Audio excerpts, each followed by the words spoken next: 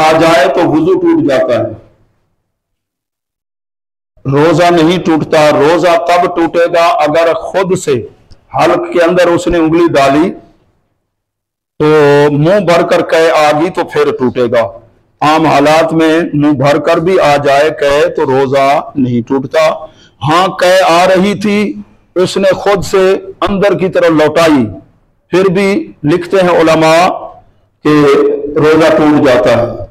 और भूल कर खाने पीने का तो मसले का तो आपको पता है कि इससे रोजा नहीं टूटता।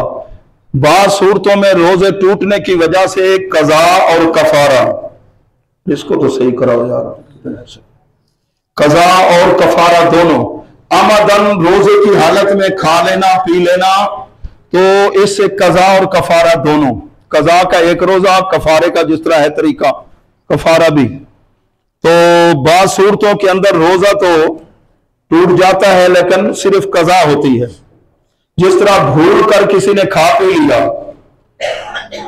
अब वो ये समझ रहा है शायद मेरा रोजा टूट गया, उसको पूछना चाहिए, पूछा नहीं किसी से, खाना पीना शुरू कर दिया, तो अब रोजा टूट जाएगा तो उस पर क्या होगी, कज़ा होगी, कफारा नहीं होगा। तो अल्लाह तबारक व तआला हमें ये ज़ौक़ नसीब फरमाए। तो गर्मी के मौसम के अंदर भी हमने देखा था, काम भी करते थे और रोजे इल्म थोड़ा होता था।